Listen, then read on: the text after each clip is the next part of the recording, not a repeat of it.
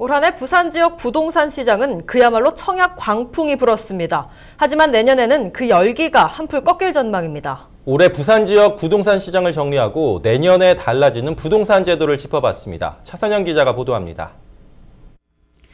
올해 부산 부동산 시장에는 청약 광풍이 불었습니다.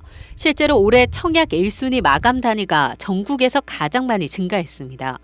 지난해 5곳이던 마감 지역은 올해 21곳으로 16곳이 늘었고 특히 대연 2구역, 서대신 7구역, 장전 3구역 등 재개발해 분양한 단지들의 인기가 높았습니다.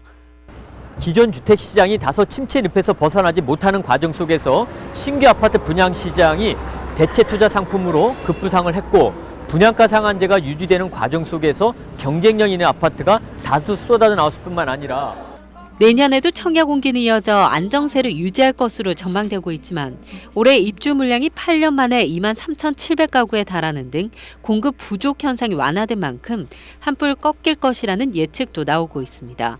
정부에서 부동산 시장을 부양하기 위한 적극적인 의지를 갖고 있는 과정 속에서 내년에도 추가적인 규제 완화책이 다수 나올 것으로 예상되기 때문에 현재와 같은 온기 유지 그리고 지금 같은 분양 열기는 당분간 지속될 것으로 예상되고 있습니다.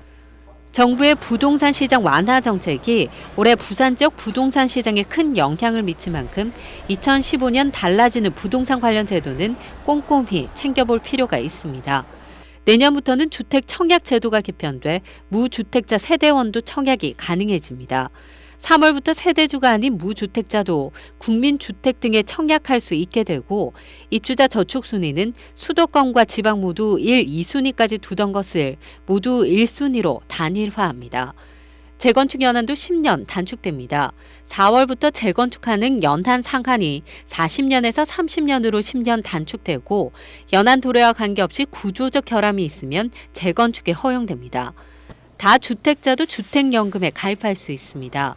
주택을 담보로 맡기고 평생 혹은 일정 기간 동안 매월 연금 방식으로 노후 생활자금을 지급받는 주택연금의 가입 대상은 원래 1주택자가 원칙이지만 앞으로는 주택을 2채 이상 보유하고 있더라도 합쳐서 9억 원 이하인 경우에는 거주하고 있는 주택을 담보로 주택연금에 가입할 수 있게 됩니다. 변화하는 부동산 제도와 가계대출 급증, 세계 경제 불안 요소 속에 내년 부산 지역 부동산 시장이 어떤 방향으로 흐를지 쉽게 예단하기는 어려워 보입니다. 헬로티비 뉴스 차선영입니다.